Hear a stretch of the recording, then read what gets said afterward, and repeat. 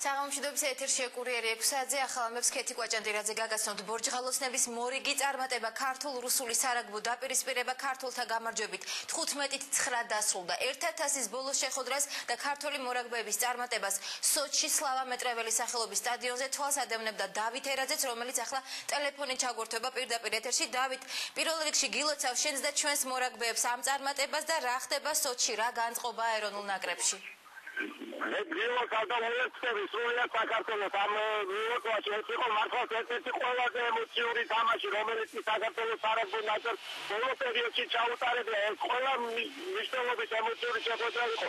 გარდა იმისა, თვითონ მორაგბეებმა თავი გადიდა, მართლაც არნახული რაგბი აწვენის და თავდადება მოედანზე აღსანიშნავია 2000-მდე ქართველი, რომელიც 80 წუთის განმავლობაში გულად ხომაგდება თავისი საკმაოდ დიდი წვლილი შეიტანა დღევანდელ გამარჯვებაში. ეს არის მე-13 გამარჯვება საქართველოს ნაკრების და მე-18 წელია ჩემი გუნდი არ მაწყდება რუსეთში. ჩემ გვერდზე იმყოფება რაგბის კავშირის პრეზიდენტი გიამი ჟარაძე, რომელიც ასევე დაცვლილია ემოციისგან. ბატონია გილოცავ ამ გამარჯვებას და ორი სიტყვით აიწყოს გუშემოწევ რაოდენობის სული თამაში იყო დღეს.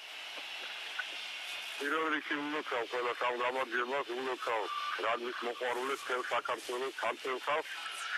ძიმე თამაში იყო, ძალიან ძიმე გრუნტი და მოედანი იყო, წყლით იყო დაფარული ფაქტიურად მინდორი და ამიტომ ეს დიდი უპირატესობა, რომელიც ჩვენ გვაქვს რუსეთის ნაკრებთან ბოლომდე ვერ გამოვიყენეთ მართალია, მაგრამ მეორე ტაიმში ვიტემა დადის ყველაფერი რისი დადება შეიძლებოდა და არიან მართლა გზირები, ვაჟკაცები, თავისი ერის და ხალხის მოყვარული ბიჭები და მე დაგიცხად ძალიან ამაყი ვარ იმითი რომ მე მაგ შეხება ამ ბიჭებთან მაგ პატივი რომ ვიყო მაგზები და იმიშაო მაგთან ამას მეუწოდა ჩვენ ქართულ ხალხს მოეფერეთ ამ ბიჭებს ინდორო ესე გზნობას ქართველებს სიამაყი სიხარული და ბედნიერების ეს ბიჭები აძლევენ და შესაბამისად უნდა დაუძვეს მათაც გვერდზე გილოცავ აი ასეთი განწყობა როგორც ხედავთ სრულიად ჯერ კიდევ არის ცნება გულშემატკივარი პროდუქცია ვიჭებს რომლებიც გადასცემდნენ გამოვლენ და პირადად უნდა ყოველას ვიჭებთან სურათის გადაღება ავტოგრაფი